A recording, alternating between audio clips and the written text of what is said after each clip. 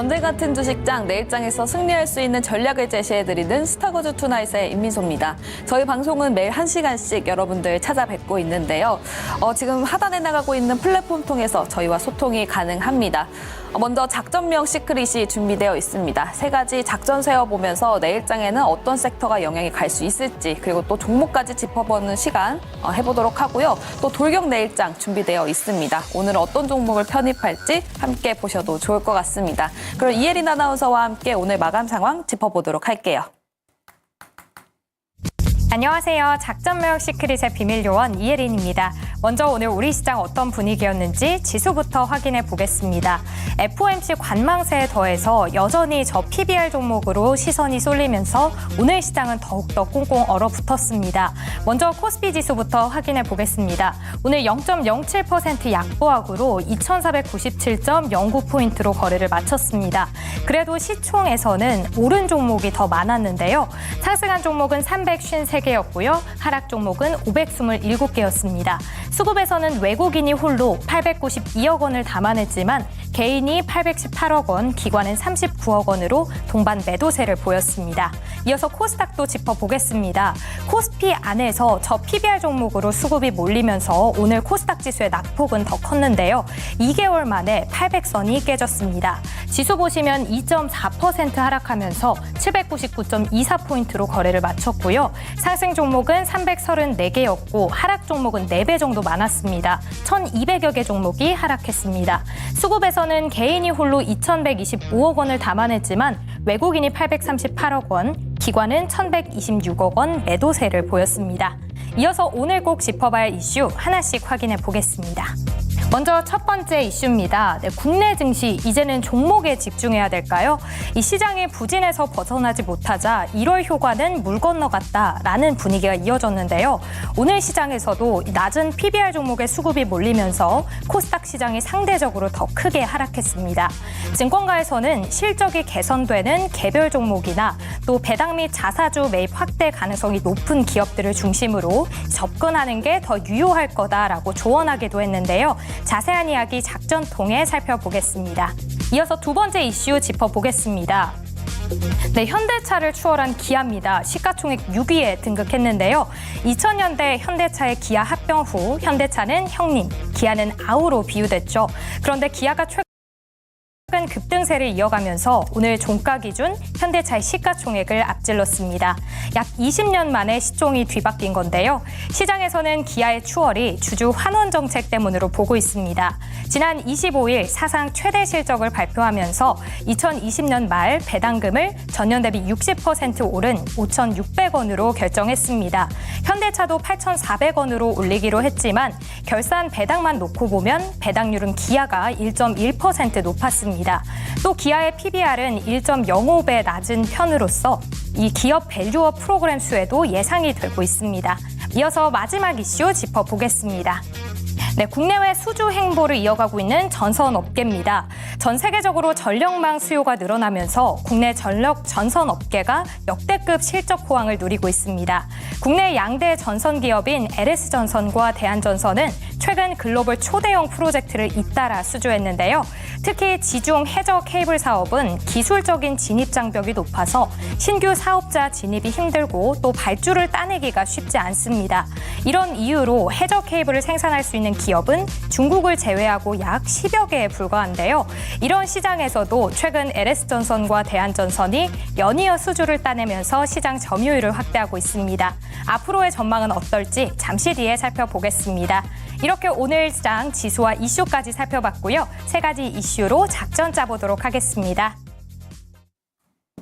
네, 오늘 정종택 매니저 그리고 조범수 매니저와 함께 작전 세워보도록 하겠습니다. 어서 오세요. 안녕하십니까. 네, 안녕하세요. 먼저 정종택 매니저님, 오늘 네. 시장 어떻게 보셨나요? 네, 오늘도 이제 저 PABR 관련주로 수급이 계속적으로 강화되는 좀 하루였습니다. 제가 생각하기로는 이제 일정 부분은 조금 완화가 되면서 다른 쪽으로 좀 매기가 좀 돌 거라고 좀 예상이 됐었는데 그런 부분들 좀 설정이 좀 많이 무너지면서 코스닥 지수가 크게 좀 무너졌던 하루였던 것 같습니다. 그래도 뭐 일부 기업들은요, 시장보다는 좀 강한 아웃퍼폼하는 모습들을 좀 보였기 때문에 뭐 이따도 얘기 드리겠지만 지수는 뭐 지수대로 놓고요. 그리고 개별 기업들 좀 모멘텀 많거나 실적이 좀 호정 기대가 높은 기업들 위주로 좀 접근해 나가시는 전략이 아마 2월 달에도 계속 좀 유효하지 않을까 그렇게 좀 생각하고 있습니다. 그러면 한동안은 코스닥보다는 코스피 쪽을 좀 보는 게 좋을까요? 이따 좀 얘기 드리겠지만요. 저 PBR 관련주들 보면 이제 일본 증시 자체도 강했던 그 동안에 사실 다른 쪽 저퍼주들이 좀 주가 움직임이 좋았다는 거. 그 1월 달에도 보게 되면은 시장은 하락했지만 유일하게 좀 빨간불을 켰던 어떤 그 규모를 본다고 했을 때는 코스닥에 있는 소형주들만 연초 대비 YTD로 높았거든요. 이런 부분들을 좀 포인트 있게 같이 보셔야 될 것 같아요. 코스닥을 나눈다기보다는 모멘텀이라든지 실적 호조가 높은 기업들 위주로 보는 게 맞다고 좀 얘기 드리겠습니다. 알겠습니다. 좀 더 자세한 이야기는 조금 뒤에 짚어보도록 하고요. 또 조범수 매니저님 오늘 시장 어떻게 보셨나요? 사실 반도체 업황만 따져봤었을 때는 오늘 분위기가 매우 안 좋을 수 있겠다라는 걱정이 있었습니다. 물론 현물 기준으로는 그러다 보니까 안 좋은 분위기가 이어졌습니다만 지수 기점으로 바라봤을 때는 그나마 다행이다라는 표현을 좀 써야 될 것 같은데요. 오늘 삼성전자에서 실적 발표 어닝콜이 있었습니다. 간단하게 요약을 해드리자면은 지난 SK 하이닉스와 동일한 형태의 실적 발표가 나왔었습니다. 오늘 특히나 삼성전자의 컨퍼런스 콜은 우리 여러분들께서 전달받으신 자료대로 전반적으로 좋은 호실적을 나타냈습니다만 컨퍼런스 콜에서 골드만삭스 측에서 이렇게 질문이 나왔습니다. 그래서 감사는 언제 합니까? 라는 답변이 이제 질문이 나왔었는데 SK 하이닉스와 비슷했었습니다. 결론적으로는 시간 들이면서 천천히 감산 축소해 나가겠다. 지금 당장 축소하기에는 어려운 부분이 있다라는 형식으로 지금 진행이 되었다 보니까 시장 내에서 기대치가 상당히 떨어지는 모습이 있었었고 특히나 삼성전자 같은 경우도 SK 하이닉스와 동일하다는 말씀 전해드렸던 부분이 프리미엄 제품군들의 이제 수익성에만 집중을 하겠다는 이야기를 했었기 때문에 이 부분에서 SK 하이닉스가 상충하게 됩니다.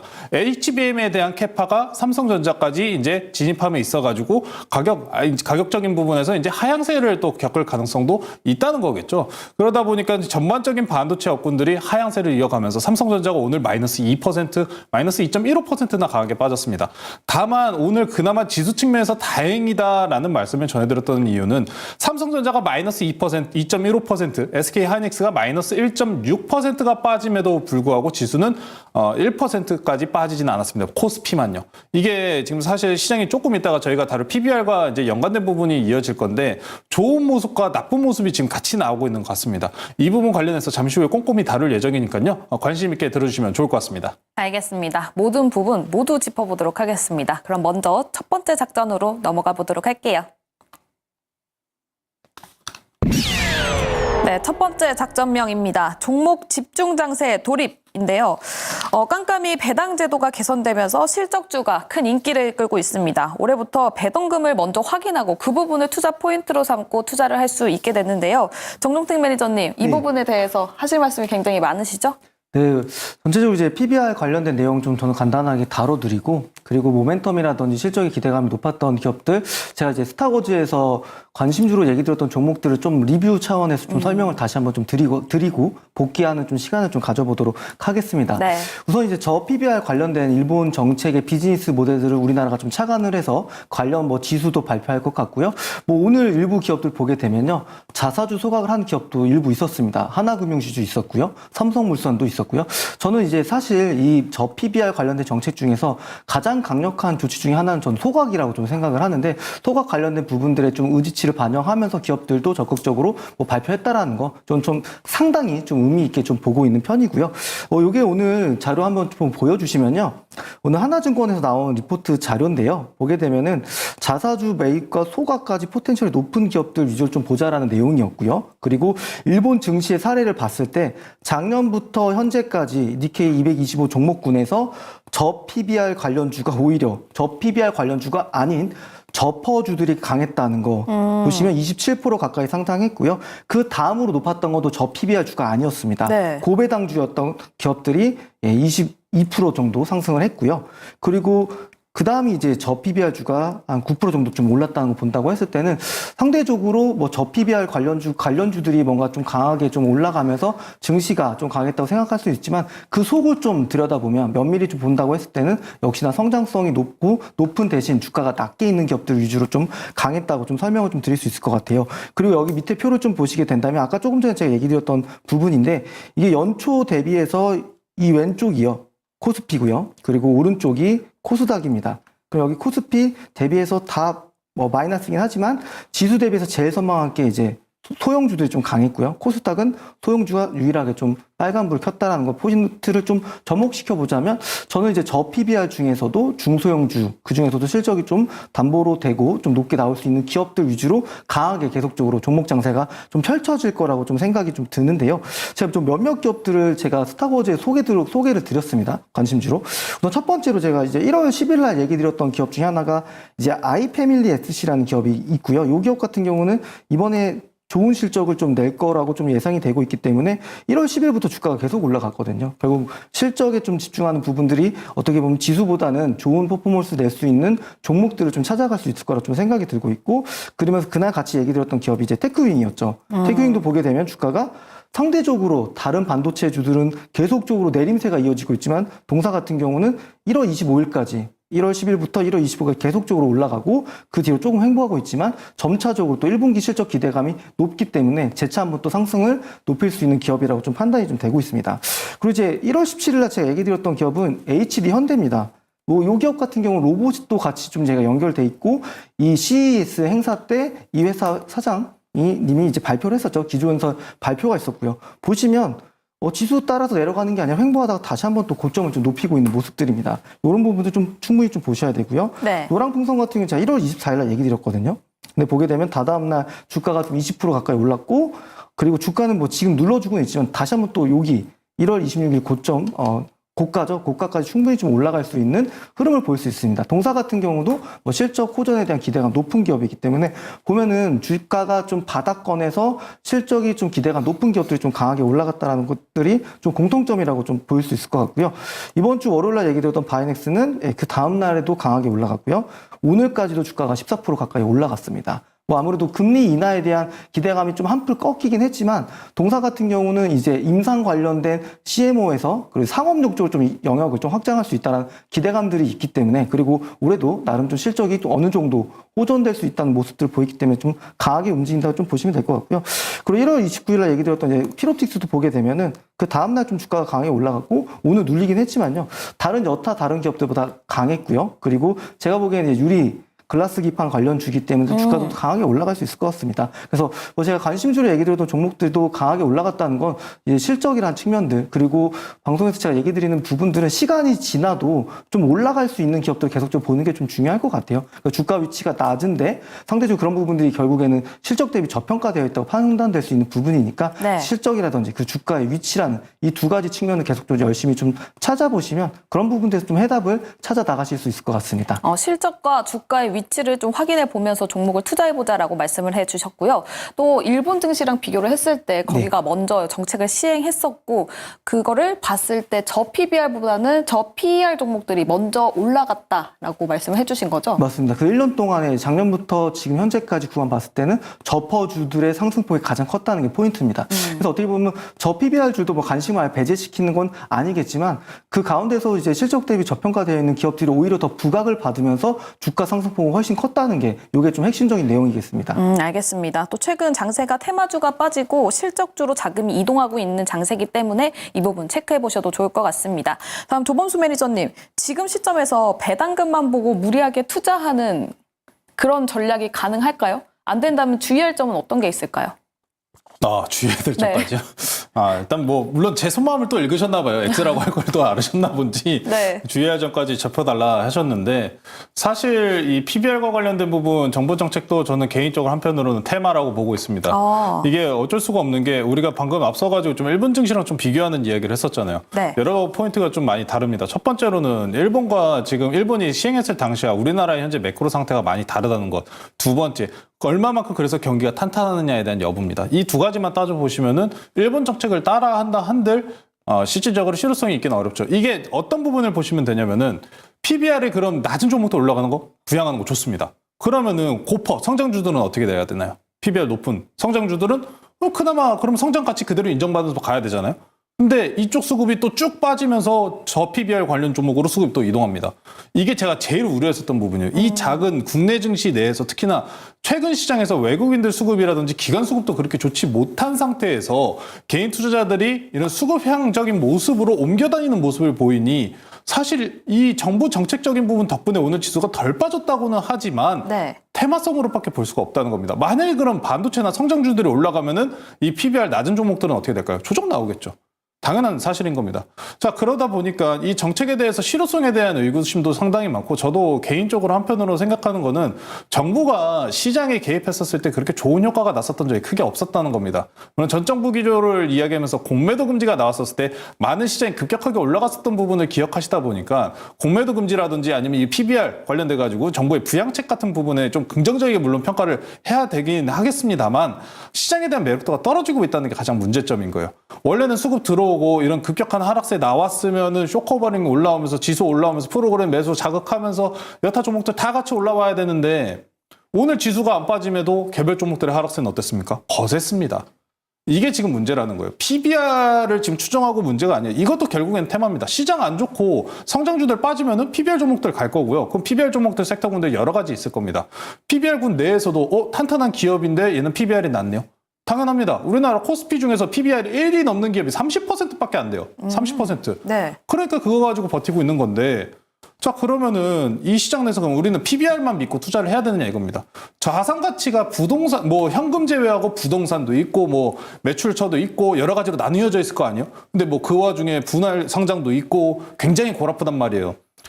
그래서 그 자산 가치가 있다고 해서 정말 주주 환원 가치를 그대로 이행을 할까요? 그 부분은 미지수라는 겁니다.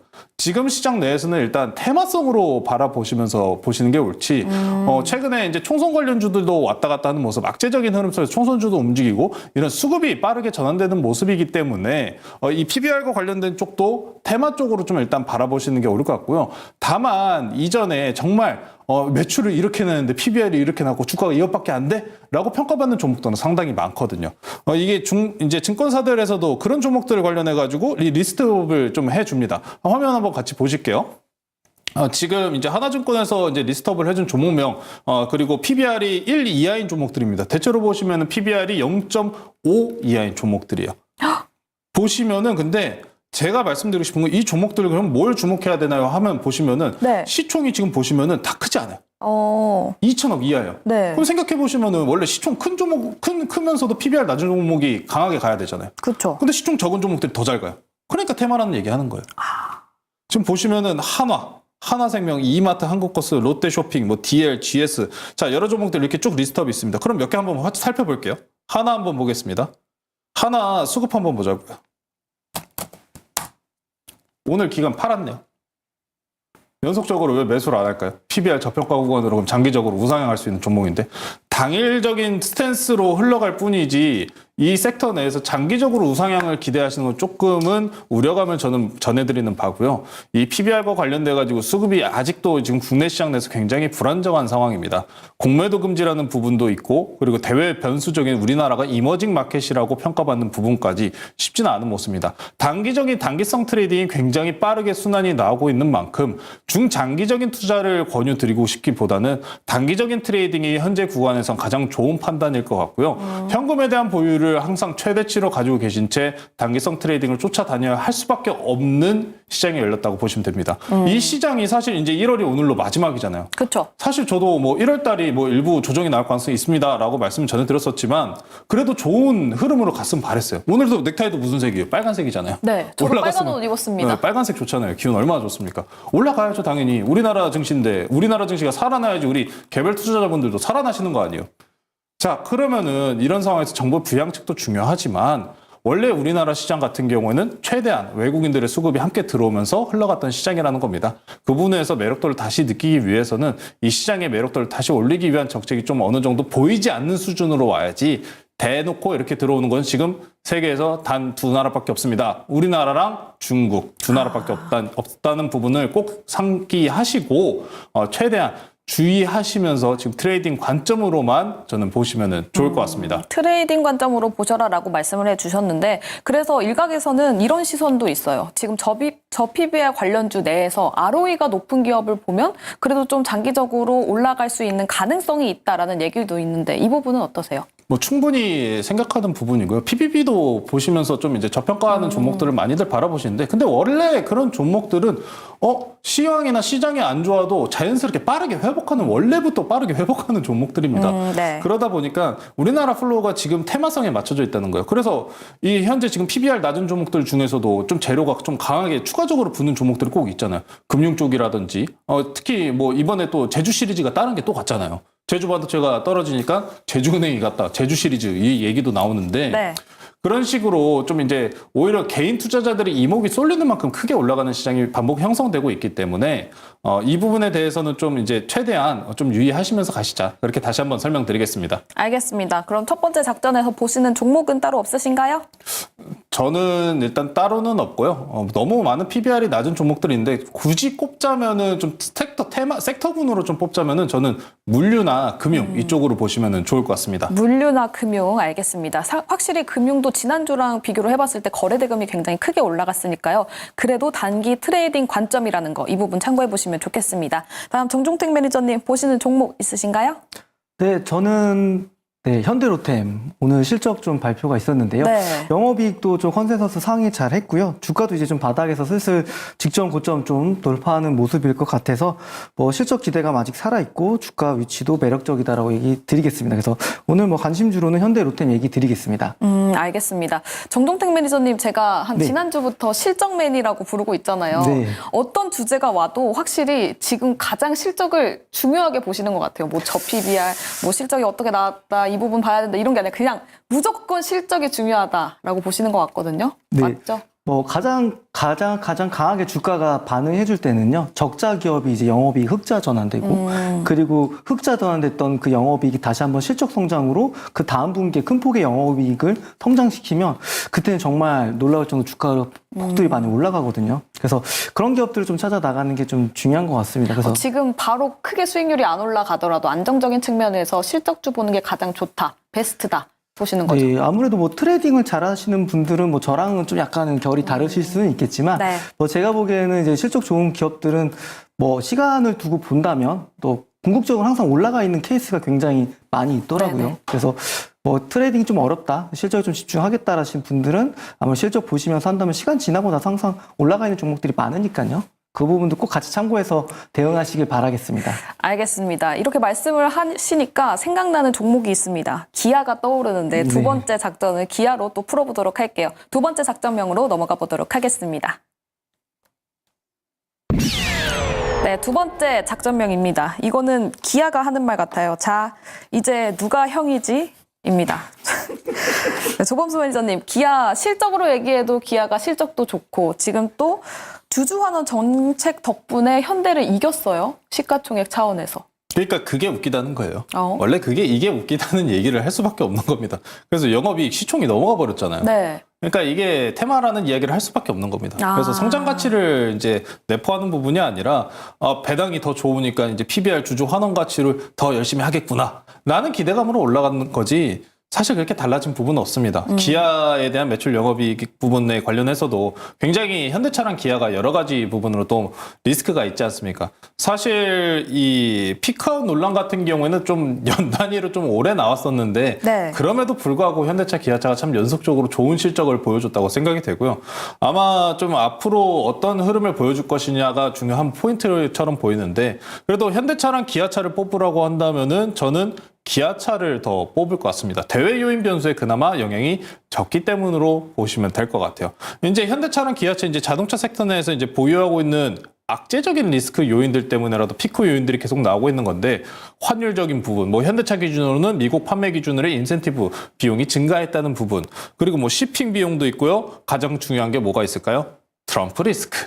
네, 여기까지도 이제 피크아웃에 대한 논란이 아직도 사그라들지 않을 수밖에 없기 때문에 네. 일단 좀 올라오는 모습이 나쁘지 않습니다. 그리고 주당 이제 환원 가치도 굉장히 좋게 해주고 있기 때문에 사실 중장기적인 투자로 했었을 때 가장 안정적으로 뽑을 수 있는 종목들을 제가 삼성전자, SK하이닉스 말씀드리면서 저번에 추가했잖아요. 현대차, 기아차도 추가하셔야 된다. 네. 중장기 투자하셔도 나쁘지 않다라고 말씀드렸는데 그런 모습이 좀 전반적으로 좀 나온 것 같고요. 그럼 저희가 트럼프 리스크 얘기한 김에 이거 화면 보시면서 한번 넘어가 보실게요. 네, 트럼프 포비아랍니다. 트럼프 포비아에 떨고 있는 한국 기업들이라고 나왔는데 보시면은 현대차도 지금 보시면 전기차 전용 공장이 지금 7조 3,800억 원 들어갔습니다. 현대차, LG엔솔 5조 7천억 원, SK온과 현대차 6조 5천억 원. 진짜 많이 들어갔어요. 현대차도 투자를 정말 많이 했습니다. 뭐 GM 같은 경우에도 최근에 뭐 좋은 이야기가 나오고 있지만 그럼에도 불구하고 이 리스크는 그럼 얼마나 길게 우리 이 현대차를 괴롭힐 거냐? 1년 내내. 대선 끝날 때까지 아마 괴롭힐 가능성은 매우 일단 높아 보입니다. 이 부분에 대해서는 아직 확정적인 부분으로 말씀을 전해드릴 수가 없어요. 뭐 바이든이 이길 것 같다. 트럼프가 이길 것 같다. 이 둘 중에 뽑으라면 저는 솔직히 트럼프 쪽이 살짝 더 기울긴 합니다. 네네. 살짝 더 기울긴 하다 보니까 이 리스크적인 부분이 해소가 되기 어렵다는 점. 그리고 환율이 지금 우리나라가 아직도 안 좋아. 1,300원대잖아요. 그렇죠. 그 부분 때문에라도 지금 수출 기준으로 좀 이제 확장세를 펼치고 있는데 그리고 향후에 연도가 넘어가면 넘어갈수록 지금 전기차 섹터는 그럼 뭐가 중요할까요? 이제 판매량? 어떤가요? 판매량 아니에요? 판매량보다는 정부 지원금이죠. 아, 지원금. 그리고 가격이죠. 네. 치킨 게임이 흘러가고 있지 않습니까? 우리나라가 물론 이 가격적인 전략 부분에서 조금 더 이제 좋은 이점과 강점을 가지고 갈 수 있다고 저는 판단하는 편입니다만 그럼에도 불구하고 2차 전지 그리고 내지는 전기차들의 가격 인하 경쟁이 불이 붙고 있기 때문에 당장은 현재 구간 내에서는 일단 앞선 구간에서 전기차에 대한 사이클이 강하게 흘러갔다 보니 좀 유의를 꾀하실 필요는 있어 보이고요. 특히나 이제 현대차나 기아차 같은 경우에 하이브리드 차량을 오히려 더 잘합니다. 오. 전기차보다 하이브리드 차량을 더 잘하기 때문에 이 부분의 강점을 안으면서 그래도 큰 낙폭 없이 안전하게 갈 수 있지 않을까 저는 그렇게 한번 평가해 보겠습니다. 또 하이브리드에 굉장히 강하다라고 말씀을 해주시니까 갑자기 귀가 확 열렸거든요. 지금이라도 들어갈까요? 그 하이브리드 차를 살까요라고 물어볼까 보실 줄 알았는데 현대기아를 지금 살까요라고 제가 또 물어보시면 대세를 워낙 따라가다 보니까 전기차보다는 하이브리드가 대세다 이런 말이 많잖아요. 그래서 그거 생각하면 현대차 기아 올라갔지만 지금 가야 되나? 이런 생각도 들거든요. 조금은 그래도 두고 봐야 되지 않을까. 그래요? 항상 올라갈 때 사는 것보다는 이 내려왔을 때 사는 게 훨씬 낫습니다. 알겠습니다. 지금 좀 주가가 올라갔기 때문에 앞으로 어떤 행보를 보일지 이 부분을 체크해 보시면 좋겠고요. 또 아무래도 기아가 배당률이 5.4%, 현대는 4.3%라고 합니다. 이쪽 측면으로만 보면 방금 조범수 매니저님께서는 대외적인 변수에 있어서 기아가 조금 더 안정적이기 때문에 기아를 선호한다라고 말씀을 주셨어요. 그럼 정종택 매니저님은 실적맨이니까 네. 실적 혹은 방금 말씀드렸던 배당률 관련해서 봤을 때 기아와 현대 어디를 조금 더 선호하십니까? 우선 진짜 저는 이제 신고가 경신하는 기아보다는 현대차가 낫지 않을까라고 좀 생각은 하고 있습니다. 조금 전에 말씀 주신 것처럼 이미 좀 많이 좀 올라왔기 때문에 좀 조정을 좀 받을 수도 있다고 생각이 좀 들고요. 그리고 아무래도 제가 생각했을 때는 뭐 이 대표적인 완성차 우리나라를 대표하는 기업이긴 하지만 제가 보기엔 이제 배당주 성향이 좀 부각이 되면서 오늘 주가가 좀 강하게 좀 올라간 것 같아요. 그리고 결국에는 더 폭발적인 주가가 올라간다고 했을 때는 뭐 이제 새로운 뭐 친환경차 판매량이 높아지는 과정 속에서 그런 부분들 좀 보여줘야지 주가도 한 단계 또 레벨업 되지 않을까라고 좀 생각을 하고 있습니다. 뭐 저는 둘 다 나쁘지 않다고 생각합니다. 뭐 배당적인 측면에서 주가가 좀 올라갔다 그런 정도만 보시면 되겠습니다. 알겠습니다. 제가 현대차, 기아에 관심을 딱 가지니까 댓글창에 민또 그러다가 다 죽어 이렇게 하고 있거든요. 근데 워낙 시장이 또 단기적으로 크게 올라가다 보니까 거기에 쫓아가야 될 것 같고 이런 생각이 들어요. 그러면 좀 중장기적인 관점으로 말씀을 해주세요. 지금 만년 저평가주 추가적인 수급 흐름이 양호해질 수 있을까 이런 생각이 들거든요. 그럼 자동차가 있고 유통이 있고 금융 대표적으로 저평가라고 얘기가 나왔었던 섹터입니다. 이 중에서 가장 좀 수혜가 있을 거라고 보시는 좀 장기적으로 상승 탄력을 받을 수 있는 업종이 뭐라고 보십니까? 조범수 매니저님? 저는 조금 이따 다룰 거라 노코멘트 하겠습니다. 그럼 돌격 내일장에서 말씀해 주시는 거예요? 아니요, 우리 다음 저거 하나 있잖아요. 다음 세 저기에서. 번째. 네, 세 번째에서 알겠습니다. 말씀 좀 전해드릴게요. 그럼 세 번째에서 들어보도록 하고 정종택 매니저님은 있으신가요? 자동차, 네. 유통, 금융. 저는 이제 뭐 지주사 쪽 본다고 했을 때는요. 그냥 뭐 저 PBR 주이기도 하지만 그와 관련된 또 새로운 또 이제 아이템이 있는 거. 그러니까 LS 같은 경우는 LS 전선이 상장이 안 돼 있잖아요. 그쵸. 그럼 더블 카운팅 이슈도 없다 보니까 LS 한번 보실 필요 있을 것 같고요. 그리고 한 가지 이제 CJ 올리브영이라는 기업을 가지고 있는 CJ 네. 상장 전이기 때문에 모멘텀 살아 있어서 뭐 지주사 본다는 측면에서는 저는 CJ와 LS 두 개 좀 얘기 드리겠습니다. 지주사 쪽으로 투자 포인트를 돌려봐도 좋다라는 뷰까지 들어봤습니다. 그럼 세 번째 작전으로 넘어가 보도록 할게요. 네, 세 번째 작전명입니다. 전선, 연결 이상 무입니다. 조범수 매니저님이 밀당을 잠깐 하셨는데 정답이 공개가 됐습니다. 전선. 정종태 매니저님도 방금 전선 이야기를 해주셨고 전선 관련해서 계속 좋다 이야기는 작년 12월부터인가요? 작년 말부터 나왔었던 얘기 같아요. 근데 사실 꾸준하게 우상향하는 섹터 중 하나였습니다. 네. 배선, 전선 같은 경우에는 이게 사실 인프라 투자 확장이 이렇게 강하게 일어나는 요인 중에 하나가 특히나 이제 아시아권에 대한 투자가 최근에 좀 많이 확대가 되고 있지 않습니까? 인도라든지 베트남이라든지 중국에 대한 대체제를 찾는 기업들이 향방이 많이 늘어났기 때문에 그 부분의 투자 수혜도 그리고 미국향에 대한 인프라 투자 확대 수혜까지도 최근에는 AI와 반도체까지도 모든 게 전선을 이야기하고 있습니다.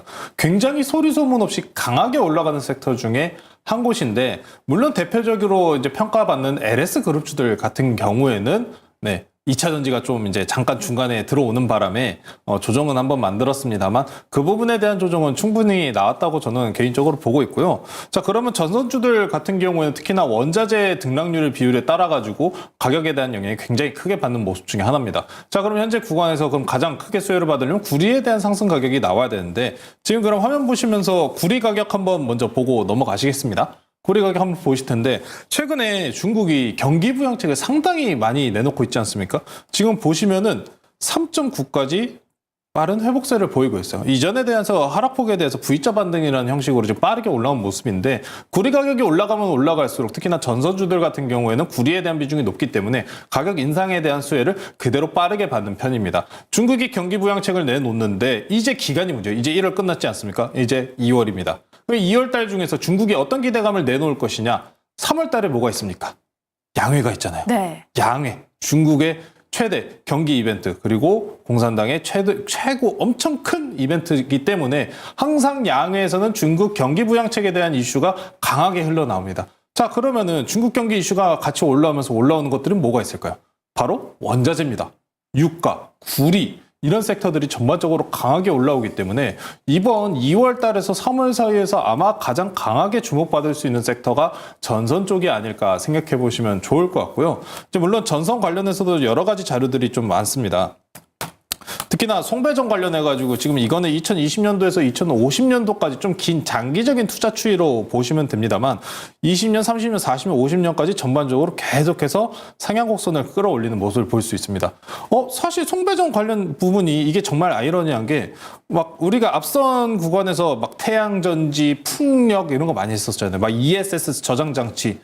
그래서 그 설비들 늘리는 거 좋다 이 말입니다. 그럼 필요한 건 결론적으로 또 뭐예요? 전선이에요.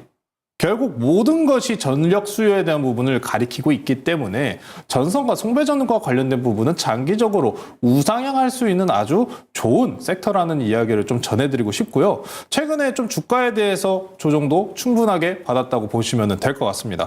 그리고 이제 이거는 좀 이베스트 투자증권에서 내놓은 이제 구리 가격 전망에 대한 표인데 보시면은 평균가 대비해서 고가 저가 아니면은 이제 어떤 식으로 이제 우리가 바라보고 있는지 많이 이제 포인트가 나와 있는데 전반적으로 하반기 때 중국 경기 회복 평가로 인해서 상승할 것으로 보는 모습을 강히 볼 수 있습니다.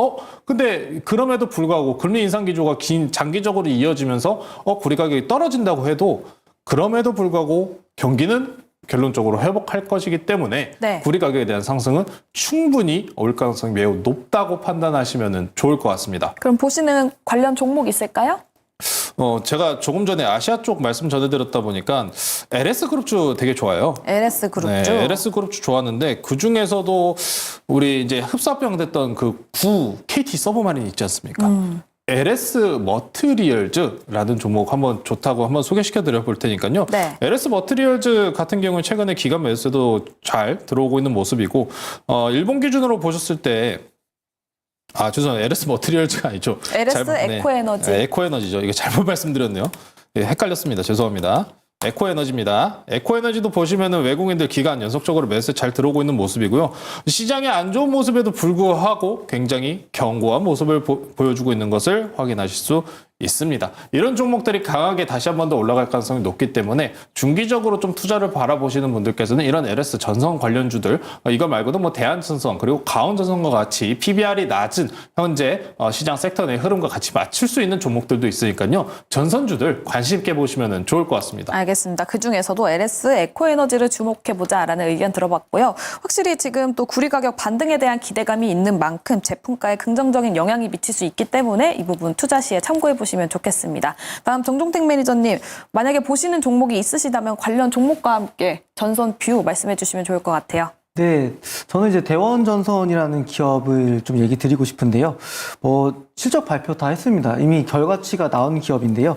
화면 좀 보여주시면 동사 같은 경우는 분기별로 계속적으로 실적이 성장하고 좀 있다라는 걸 좀 확인하실 수 있으십니다. 그러니까 이게 보게 되면은 지금 분기별로 1분기 때 17억, 33억, 35억, 4분기는 실적이 더 좋아지고 있어요. 근데 말씀 주신 것처럼 매출액은 성장하지 않거든요. 근데 수익성이 좋아지고 있다라는 거는 원가가 지금 낮아지고 있다라는 거죠. 인플레이션으로 인해서 관련된 뭐 동 가격들이 좀 빠지다 보니까 수익성이 좀 좋아지고 있는 구간에 있고요. 이 기업 같은 경우는 사실 돈을 단 한 번도 50억 이상으로 번 적이 없습니다. 영업이익이. 근데 작년에 132억을 좀 벌었다는 걸 좀 포인트 있게 보시고요. 네. LS도 생각해 보니까 LS 이제 니코동 재련이라는 기업 있잖아요. 근데 그게 합작회사였는데 지분은 다 인수를 했습니다. 그러다 보니까 원가를 관리하고 핸들링할 수 있는 기업이니까 LS 조금 전에 얘기 드렸는데 같이 또 이 부분까지 포함시켜서 좀 얘기를 드리겠습니다. 네, LS와 대원전선까지 주목해보자라는 의견 들어봤습니다. 오늘 세 가지 작전 세워봤는데요. 내일장에서도 움직일 수 있는지 이 부분 참고해보시면 좋겠고요. 내일장으로 돌격해보도록 하겠습니다.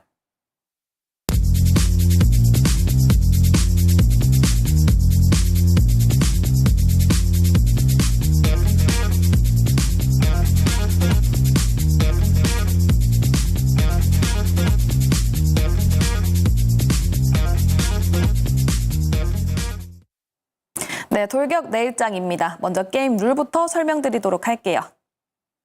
MBN골드 4인 매니저의 수익률 대결이 펼쳐지고 있습니다. 출연 당일에 한 종목씩 편입이 가능하고요. 시가총액 1,000억 원 이상인 종목만 편입이 가능했습니다. 수익률은 매일 종가 기준으로 합산값이 나갔고 방송 다음 날 거래일 지정가로 편입이 되는데 매수가에 도달하지 못했을 경우에는 시초가로 편입이 됩니다. 목표가 터치 시에 가격 전략 재설정이 가능하고요. 손절가, 입절가 터치 시에 포트에서 제외됩니다. 단 월 4회 가격 전략 수정 찬스가 가능하다는 점 참고해보시면 좋겠고요. 또 매도는 언제든지 가능합니다. 방송 다음 날 시초가로 매도됩니다. 네, 대비 등락률 확인해 보도록 할게요. 네, 오늘은 확실히 시장이 좀 어려웠던 것 같습니다. 빨간불을 켜는 매니저가 없었는데요. 모두 파란불을 켜면서 마무리가 됐고요. 개인 순위 확인해 보도록 할게요. 네, 오늘로 수익률 대결이 마무리가 됐습니다. 1월 대결에서 승자는 1위, 백인현 매니저가 1위를 거머쥐었습니다. 수익률은 20%로 마무리가 됐고요. 2위에는 조범수 매니저, 그리고 3위에는 한규수 매니저가 자리했습니다. 다음 종목별 순위 확인해 보도록 할게요. 네, 종목별 순위 1위에는 백인현 매니저의 레블코퍼레이션이 29.87%로 1위를 차지하면서 마무리가 됐고요. 또 2위에는 한규수 매니저의 태성이 2위를 차지했습니다. 수익률은 25.58%, 그리고 3위에는 조범수 매니저의 종목이었죠. 에이펙트가 23.19% 수익률을 보여주면서 3위 차지하면서 마무리됐습니다. 다음 변동사항도 체크해 보도록 할게요. 네, 먼저 정종택 매니저의 세 종목이 보입니다. 알맥, 마음AI, IMT가 손절가를 터치했는데요. 관련 리뷰 바로 방송을 통해서 들어보도록 하고요. 백인현 매니저, K엔솔 오늘장에서 손절가를 터치했습니다. 오늘 포트에서 마무리가 되기 때문에 포트에서 아웃되기는 하지만 손절가는 14,500원으로 낮추면 좋다라는 의견까지 들어봤습니다. 네, 정종택 매니저의 포트 리뷰를 해볼 텐데요. 먼저 앞서 말씀드렸던 세 종목 리뷰 들어보도록 하겠습니다. 네, 오늘 저의 종목들이 좀 낙폭이 많이 좀 컸던 하루였습니다. 좀 리뷰를 들어보자면 이제 알맥 좀 먼저 얘기 좀 드릴게요. 우선 이제 요 부분 자리에 좀 진입을 했는데요. 아무래도 이제 2차전지 업종 자체가 계속적으로 좀 분위기가 좋지 못하다 보니까 그런 부분이 좀 팡 따라서 좀 내려간 부분이 있는데요. 뭐 회사가 가지고 있는 뭐 내대 가치나 펀더멘탈적인 측면은 뭐 변함은 크게 없기 때문에 뭐 실적 추이 좋고요. 그리고 다시 한번 또 이번 2월달 도래되는 2월달에 좀 분위기를 만들고 또 좋은 실적 내면 언제든지 또 다음 달에 편입할 수 있으니까요. 계속적으로 저는 좀 팔로우하고 트래킹 추적하도록 하겠습니다.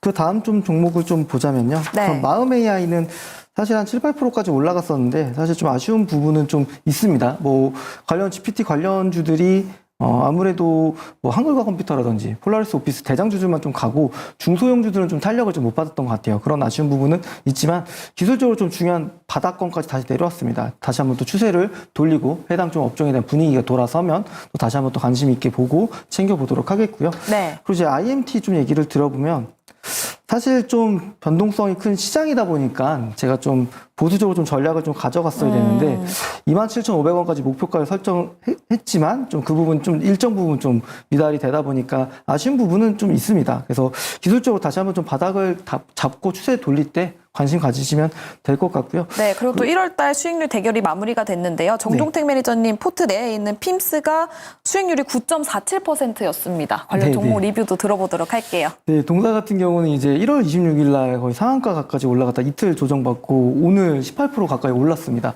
이게 제가 목표가가 6,000원이었거든요. 근데 5,990원으로 찍고 내려오더라고요. 뭐 아쉬운 부분은 있고 저도 이제 같이 하시는 분들하고 좀 오늘 수익을 냈던 종목이긴 한데 아무래도 제가 좀 약간 이번 달에는 미스를 많이 판단한 것 같아요. 그리고 좀 변동성이 크다 보니까 보수적으로 좀 목표가를 가져갔으면 그래도 상대적으로 좀 선방하는 좀 지수 대비해 선방하는 그림들을 좀 그릴 수 있었을 것 같은데 몇몇 종목들 좀 수익을 못 챙긴 게 좀 이번 달에 제 미스 판단이지 않을까. 그래서 다음 달에는 좀 더 보수적으로 이런 부분들 반면교사 삼아가지고 좀 잘 플레이해 나가도록 하겠습니다. 알겠습니다. 2월 달에 새롭게 또 시작을 하니까요. 과연 오늘은 어떤 종목 가지고 왔을지 조금만 기다려주시면 좋을 것 같고요.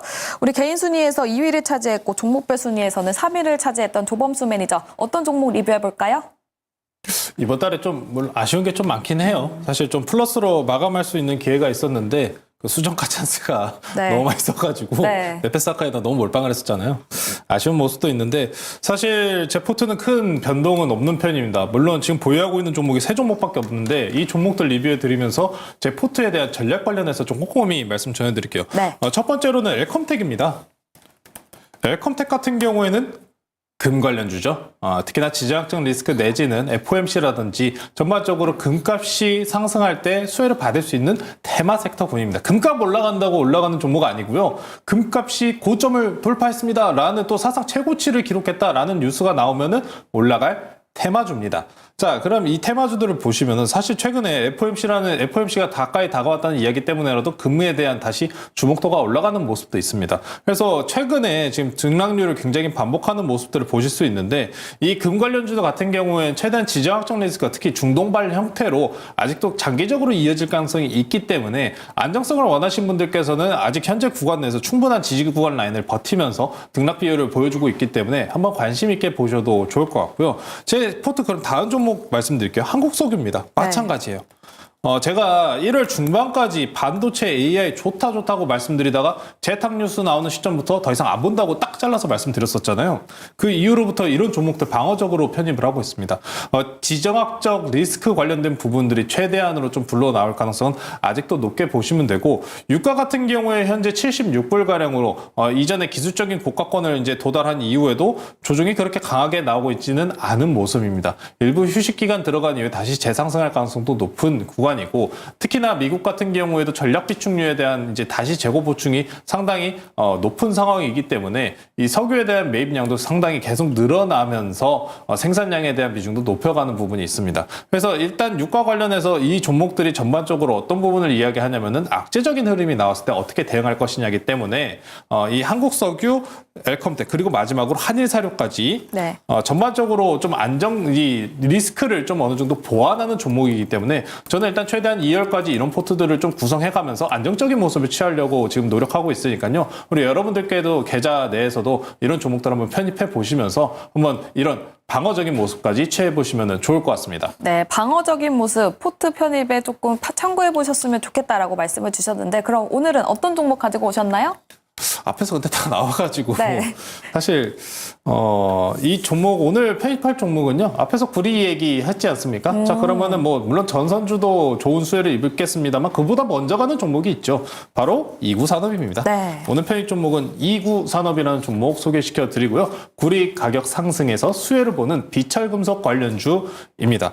제가 앞서가지고 설명드렸다시피 이제 2월에서 3월 사이에서 중국 경기 성장에 대한 부분을 따져봤었을 때 원자재들이 최대한으로 반등이 나올 가능성은 굉장히 큽니다. 전력 수요도 아직 장기적으로 있는 만큼 이런 구리와 원자재들의 반등에 대해서 일단 장기적으로나마 더 주목해 보셔야 된다라는 포인트를 다시 한번 짚어드리고요. 이 부분 이외에도 앞서서 동일하게 지정학적 리스크가 아직은 장기적으로 이어지고 있다는 포인트까지 맞춰 가보셔야 될 것 같습니다. 한 가지 더 포인트가 있습니다. 시장이 안 좋을 때 올라오는 테마가 이 테마가 있죠.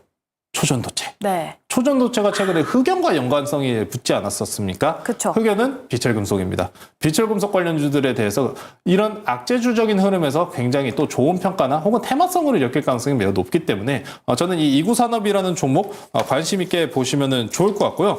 이구산업의 목표가 같은 경우는 5,000원 그리고 손절가는 3,700원 제시해드리겠습니다. 네, 이구산업 편입한다고 합니다. 2월의 첫 종목인데요. 매수가는 시초가, 목표가는 5,000원, 손절가는 3,700원 제시해 주셨습니다.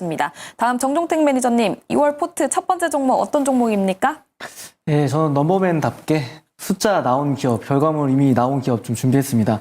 JVM이라는 기업이고요. 예, 동사 같은 경우는 지금 연간 영업이익이 지금 사상 최고치로 좀 나왔습니다. 그리고 그 수치 자체도 보면은 시장에서 바라봤던 컨센서스보다 좀 잘 나왔기 때문에 뭐 기술적으로 좀 위치를 좀 차트화면을 보면서 좀 설명을 좀 드려보자면 전체적으로 추세를 무너뜨리지 않고 계속적으로 좀 잘 올라가고 있습니다. 사실 이 기업 얘기 드릴 때는 이제 그 약품에 대해서 이제 자동 조제 시스템을 만드는 회사입니다. 하드웨어도 하고 있고요. 소프트웨어도 하고 있고. 근데 국내 시장 점유율이 굉장히 압도적으로 높은 기업입니다. 그리고 북미 시장이라든지 유럽 시장 통해서도 계속적으로 영역을 확장하고 있는데요.